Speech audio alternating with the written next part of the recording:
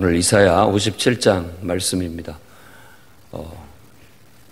하나님께서 예루살렘을 회복시키고 예루살렘을 온 세상에 제국 내에 하나님을 예배하는 중심지로 삼으셨습니다. 그런데 문제는 이제 그 구성원들입니다. 구성원들. 아무리 성전을 잘 지어놓고 또 그것이 중심지에 잘 있어서 잘 하려고 해도 그 구성원들이 신실하지 못하면 결국은 아무것도 이루어질 수 없다라는 겁니다. 그래서 오늘은 바로 그 구성원들에 대한 하나님의 책망과 그들을 다시 고쳐서 새롭게 하시겠다라는 그런 말씀을 해주시고 있습니다.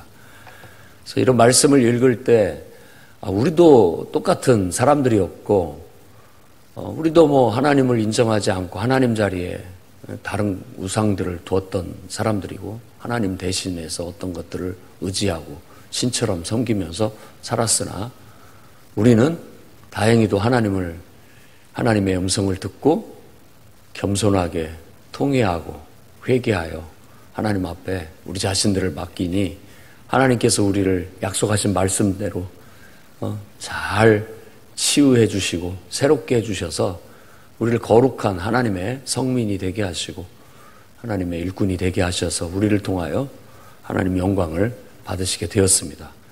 지금 이스라엘 백성들도 이제 그렇게 되기를 원하는 마음에서 선지자를 통해서 주신 말씀이라 할 수 있겠습니다. 그래서 12절 말씀 보면 내 공의를 내가 보이리라 라고 말하는데 네가 지금 어떤 상태인지를 내가 너한테 보여주겠다라고 말하는 겁니다. 너의 영적인 상태가 어떤지. 내 공의를 보이라라는 말은 역설적이면서 또 우리를 약간 책망하는 투로 하시는 말씀이죠. 네가 지금 옳다고 하는데 너의 옳음을 내가 보여보겠다라고 말하는 겁니다. 대부분 우리들이 그렇습니다. 신 앞에 하나님이 보이지 않는다라는 것 때문일지 어쩔지는 모르겠지만 우리가 우리 자신들을 거짓으로 이렇게 포장을 하는 경우가 많습니다. 아무렇지도 않은 것처럼 또 내가 뭐 어땠습니까? 내가 뭘 잘못했습니까? 이런 식의 태도를 갖는데 그래? 그럼 내가 한번 네가 어떤 상태인지를 한번 말해보겠다라고 해서 쫙 말을 하면 서서히 뻣뻣하고 당당하던 우리들의 고개가 서서히 굽혀지기 시작하면서 나중에 부끄러움을 느끼게 되는 것이죠. 예수 그리스도의 십자가 앞에 거룩하시고 존귀하신 하나님 앞에 서면 누구나 다 고개가 숙여지게 됩니다. 네, 아주 당당한 바리새인과 정말 고개도 조아리지 못하는 세리가 둘이 똑같이 기도하러 왔는데 예수님의 비유에서 이 바리새인은 자기가 하나님 앞에서 잘한 것 마냥 남들 들으라는 식으로 얘기를 합니다. 나는 일주일에 몇 번씩 금식 기도를 하고 내가 어쨌고 저쨌고 이런 꼭 그 기도가 자기를 자랑하듯 하면서 남들이 자기를 알아주기를 바라는 것처럼 들으라는 식으로 기도를 합니다. 그러나 세리는 하나님 앞에 나올 때부터도 고개를 들 수 없을 만큼 부끄러움을 느끼고 그저 나와서 긍휼히 여겨달라고 불쌍히 여겨달라고 그렇게 기도하는 모습을 보고 그 두 가지를 비유하면서 이 둘 중에 누가 하나님 앞에 인정받고 돌아갔겠느냐라고 질문을 합니다. 바로 그 답은 누구나 다 알고 있는 바이지요. 우리의 의는 그저 하나님 앞에서는 누더기와 같아요. 우리가 아무리 잘한 것 하나님 앞에 우리가 좀 하나님 앞에 봉사도 하고 헌신도 하고 여러 가지 또 선한 일들을 많이 했다 할지라도 우리 자신들이 한 것은 그저 하나님의 그 거룩하심과 그 공의로우심과 그 신실하심과 그 존귀하심 앞에는 내세울 것도 못 된다라는 그런 겸손의 마음이 가장 온전한 우리들의 영적인 상태라고 볼 수 있겠습니다. 그러니까 하나님 앞에 우리가 뭐라도 내가 한 것처럼 자랑하는 태도는 그 즉시 뭔가 모르게 내가 부족함을 나타내는 것과 같은 거예요. 그래서 교만한 자는 바로 넘어진다. 혹은 온전치 못하다라는 것입니다. 마음 자체가 그러면 안 된다라는 뜻이겠죠. 우리 마음은 아무리 내가 그런다 한다 할지라도 늘 뭔가 부족한 것처럼 하나님 앞에 나아가는 것이 오히려 바르죠. 그게 또 사실이기도 합니다.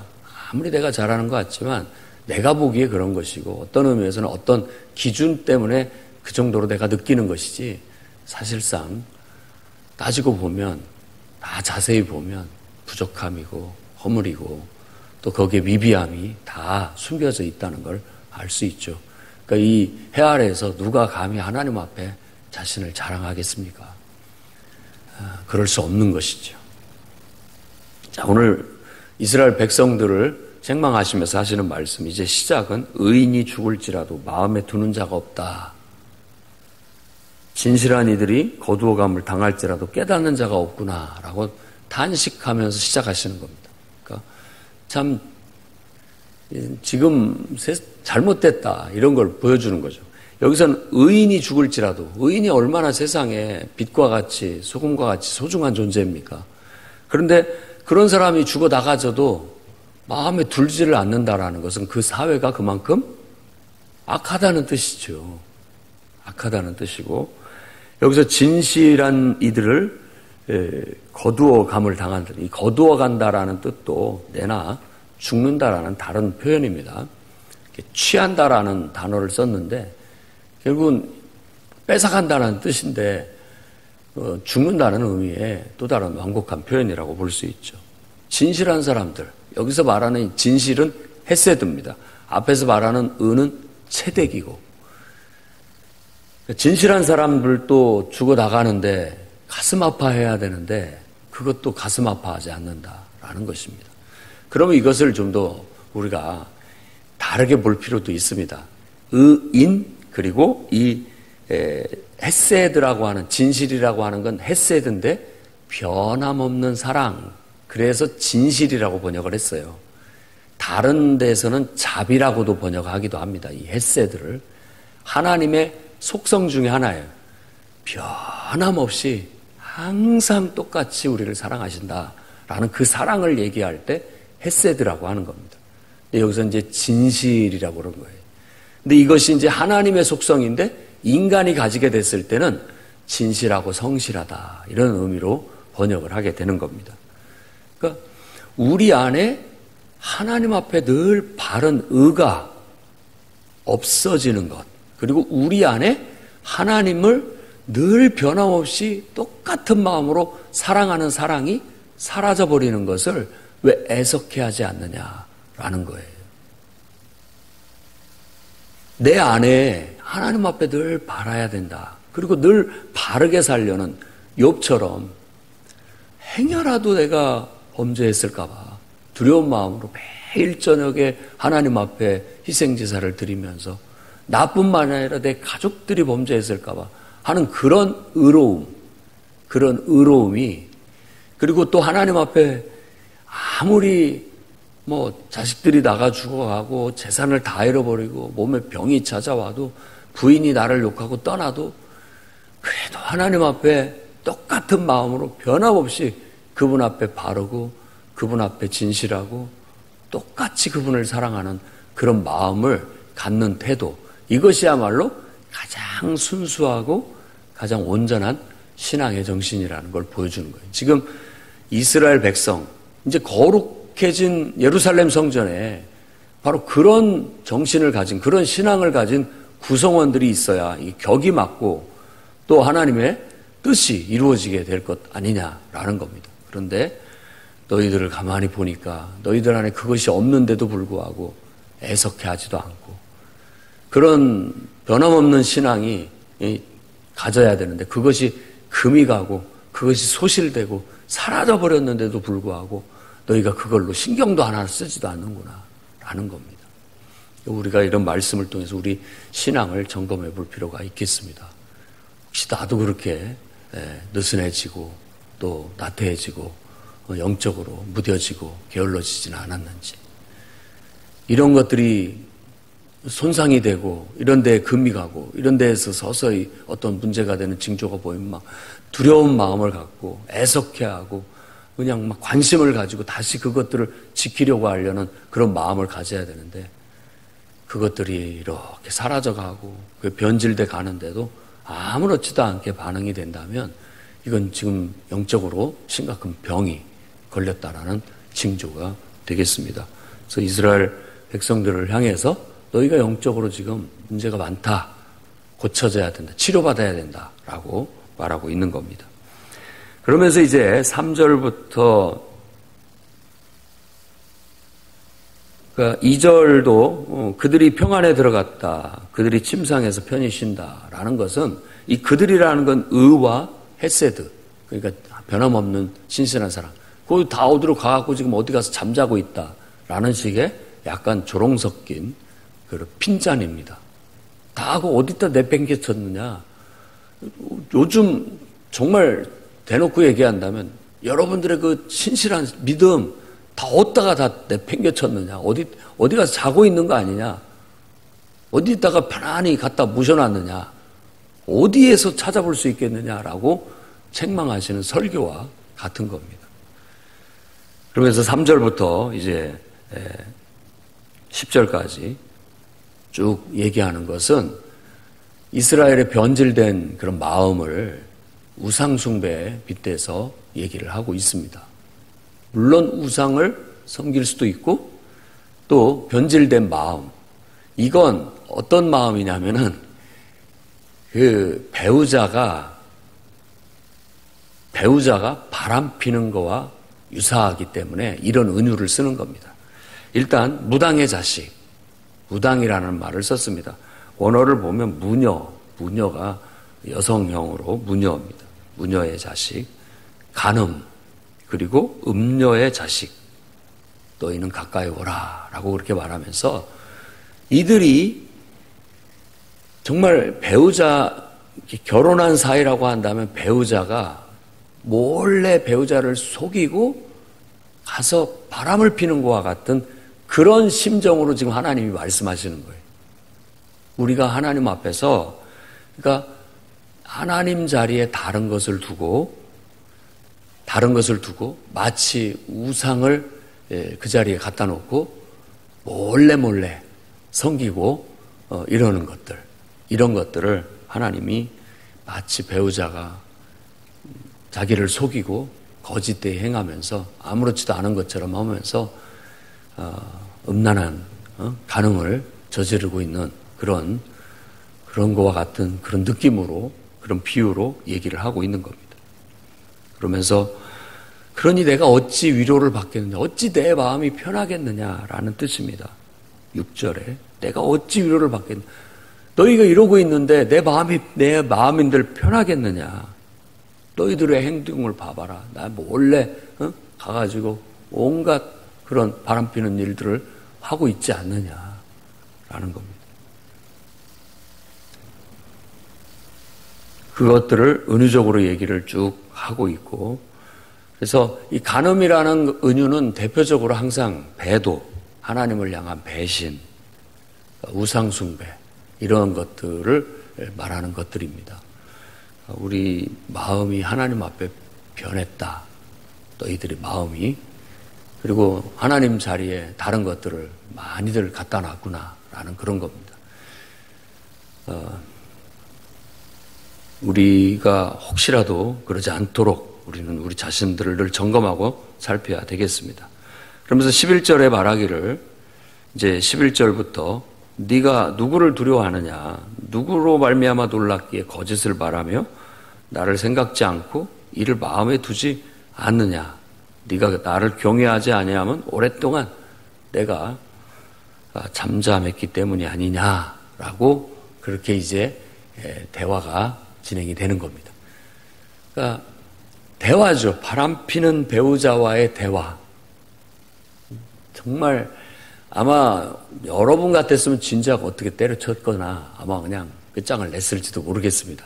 근데 하나님은 말씀 그대로 헤세드예요. 변함없이 똑같이 사랑하십니다. 똑같이 사랑하시면서 당연히 나를 두려워해야 되고, 당연히 나를 경외해야 되는데 도대체 너는 누구를 두려워하고 있느냐? 누구한테 그렇게 신경을 쓰고 있느냐라는 거죠. 누구 때문에 너 내 앞에서 그렇게 거짓을 자꾸 거짓된 모습을 보이느냐? 몰래 바람 피고 와서 안 그런 것처럼 거짓. 도대체 누구한테 마음을 빼앗겼느냐? 무엇에다가 마음을 빼앗겼느냐? 네 마음이 도대체 어디로 도망가 버렸느냐라고 했을 때 하나님께서도 그래, 그동안 내가 너를 오랫동안 너 앞에 침묵했었다. 그것 때문이냐? 라고 묻는 겁니다. 자기 자신을 행위를 돌아보지 못하고 당신이 나한테 침묵하지 않았습니까? 나를 모른 채 하지 않았습니까? 내게 관심을 덜 두지 않았습니까? 라고 그렇게 오히려 상대에게 원인을 찾으려고 하는 그런 투로 대화가 이루어지고 있는 거예요. 그러면서 그렇게 질문을 하는 경우를 설정을 하고, 그럼 내가 너를 오랫동안 모른 채 하고 침묵했기 때문이냐? 내가 네 공의를 한번 말해볼까? 라고 하면서 네가 그동안 해왔던 것들에 대해서 쭉 얘기를 하면서 당당하게 하나님 당신 때문 아닙니까? 라고 말하는 그들 앞에 그의 실체를 낱낱이 얘기해 주니까 서서히 고개가 숙여지고 부끄러워지기 시작하게 되는 겁니다. 그래, 어디 한번 계속해봐라. 네가 그 좋아하는 그 사람 가서 의지하고 네가 늘 마음에 드는 그 사람 가서 찾아가서 도와달라고 해봐라. 그런 식으로 말하는 것이죠. 그러나 그럼 너의 그 추구하는 것은 바람에 날려가 버릴 뿐이고 결국 다 사라져버리고 말 것이다. 허무한 것이다. 나를 의뢰하게 된다면 땅을 차지하겠고 나의 거룩한 산을 기업으로 얻을 것이다. 내가 정말로 복되게 살기를 원하고 진정한 진실한 삶을 살기를 원하고 이 땅에서 번창하기를 원한다면 다시 나에게 돌아와라 라는 주님의 충원이 이루어지게 되는 거예요. 우리 같았으면 이런 상황이 있으면 진작 끝냈을지도 모르겠습니다만은 하나님은 그 마음을 다시 돌이키고자 이런 책망과 이런 말을 하는 겁니다. 그래서 가만히 보면 책망하고 나무라는 것이 나쁜 것만은 아닙니다. 왜냐하면 그만큼 어떠면 사랑한다는 뜻이기도 하고요. 그 책망과 나무람이 가능성이 있다는 뜻이에요. 가능성이 없으면요, 그것도 안 합니다. 볼 필요가 뭐가 있습니까? 끝이면 끝인 것이지. 그래도 가서 설득을 하려고 하고, 그래도 뭔가 책망을 하려고 한다는 건 그래도 가능성을 둔다는 뜻이지요. 그러니까 그런 가능성을 두고 나아가니까 14절부터 얘기를 하는 거예요. 네 길을 다시 수축해라. 그동안 우리 무너진 이 모든 것들을 다시 세우자. 그리고 우리를 가로막고 있는 거치는 것이 있다면 다 제거하자. 네가 나는 높고 거룩한 곳에 있으니까 나는 정말 흠이 없다. 나는 거룩하고 이런 데 있으니까 너도 거룩해져라 라는 얘기입니다. 너도 거룩해져라. 그러기 위해서 통회하고 마음이 겸손한 자와 함께 겸손하게 나아와라. 내가 겸손한 자의 영을 소생시키겠다. 네 마음에. 그리고 통회하는 자의 마음을 소생시키겠다라고 그렇게 얘기합니다. 그래서 결국 이 말은 우리가 통회라는 건 내가 잘못됐습니다. 통탄에 맞이하면서 눈물로 회개하고 겸손히 하나님 앞에 나를 다시 받아주시는 그 하나님 앞에 겸손히 나아가라라는 그런 말이라고 볼 수 있습니다. 내가 끝까지 노하지는 않겠다. 계속해서 너한테 어떻게 노하기만 하겠느냐. 그동안 책망했고 그동안 너에게 호되게 대했다 할지라도 이제는 내가 더 이상 그렇게 하지 않겠다. 너만 정말 고친다면, 네가 달라진다면 더 이상 그렇게 하지 않겠다라고 말씀하시게 되는 겁니다. 왜? 그러다가는 너도 죽고 다 끝장나게 되게 생겼으니까 더 이상 그렇게 하지 않겠다. 돌이켜라 라는 겁니다. 그러면서 계속 내가 고쳐줄 것이다. 그를 인도하여 다시 위로할 것이다 라는 메시지를 쭉 주게 됩니다. 결국 모든 사람들 먼 데 있든지 가까이 있든지 다 그들이 회개하고 돌아오게 된다면, 바로 서게 된다면 하나님은 그들을 치료해내고 그리고 그를 위로해서 다시 거룩한 내 백성으로 삼겠다, 세우겠다라고 말씀하시면서 말씀을 마치게 됩니다. 그러나 끝까지 악에 머물겠다고 한다면 그들에겐 평강이 없을 것이다. 평화가 없을 것이다. 그러나 회개하고 돌아오는 자에게는 내가 치료, 위로, 평강, 평화 다 내려줄 것이다 라고 그렇게 약속해주고 계시는 거예요. 아무리 교회가 외모적으로 크게 섰다 할지라도 그 구성원들의 신앙이 신실하게 또 정말 하나님을 사랑하는 신앙으로 거룩하게 바로 서지 못하면 하나님의 일을 해낼 수가 없습니다. 하나님의 능력을 발휘할 수도 없고 힘있고 능력 있는 교회가 되려면 구성원 한 사람 한 사람들이 정말 하나님 아니면 못 산다라는 하나님께 대한 진실하고 충성된 믿음으로 한 사람 한 사람들이 꿋꿋하게 세워서 정말 그런 믿음으로 나아갈 때 교회가 힘있고 또 하나님의 역사를 능력 있게 나타내며 살아갈 수 있을 겁니다. 여러분들이 그런 신실한 구성원들이 되어주셔서 하나님의 은혜와 축복이 넘쳐나고 또 하나님이 크게 사용하시고 역사하셔서 정말 우리를 통하여 하나님의 영광이 찬란하게 빛나기를 주의 이름으로 축원합니다. 기도하겠습니다. 거룩하신 주님, 우리 안에 의가 금이 같다면 두렵고 떨리는 마음으로 다시 바로잡게 해주시고 우리 안에 하나님을 향한 변함없는 진실하고 성실한 우리들의 믿음이 훼손되었다면 두렵고 떨리는 마음으로 정말 근심하며 다시 회복할 수 있는 은혜를 허락하여 주시옵소서. 행여 우리가 짐짓 바람피듯 하나님을 우리 마음에서 한쪽에 두고 다른 것들을 음란하듯 가까이 하고 섬기고 있었다면 용서해 주시고 변함없이 하나님을 가까이 하며 살아가게 해 주옵소서. 욥이 그 어떤 상황 속에서도 순결한 믿음을 보여준 것처럼 우리에게 있어서 좋은 일이 있든 나쁜 일이 있든 아버지 하나님 변함없는 마음 하나님 앞에 가지고 오늘 또 신실하게 내 본분과 내 역할과 내가 있어야 할 자리에 있게 하시고 내가 해야 할 일들을 충실히 해나가면서 하나님에 대한 우리의 믿음을 고백하며 하나님의 영광을 위해 나아가는 주의 백성들 다 되게 해 주시옵소서. 예수님 이름으로 기도드립니다.